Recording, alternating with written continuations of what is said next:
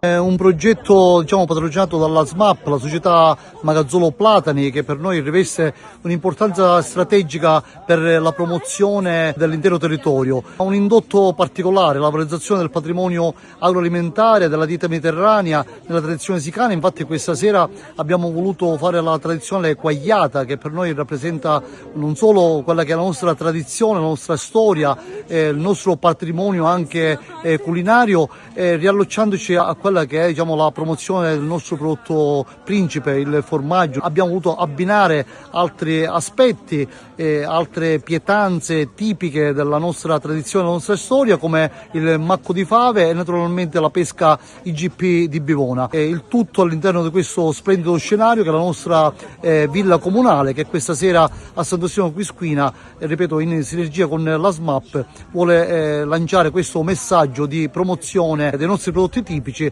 e l'intero territorio dell'area dei Sicani. Le vie del cibo della lunga vita, quindi la riscoperta degli antichi e autentici sapori della Quisquina, i nostri prodotti sani, benefici per la longevità, come è stato dimostrato anche dagli studi, dalle ricerche con l'Università di Palermo, l'Università di Sassari. Diciamo che qui si vive a lungo, è stato dimostrato. Valorizzare i nostri prodotti significa anche promuovere le attività turistiche per richiamare appunto più persone a visitare questi luoghi, come l'eremo della Quisquina, il Teatro Andromeda, ma anche il nostro paese dove c'è il santuario di Giacinto Giordano Anzalone e le nostre bellezze anche paesaggistiche, i trekking che vengono organizzati, c'è il nostro progetto di bike sharing per una passeggiata in bicicletta, ma anche le passeggiate a cavallo.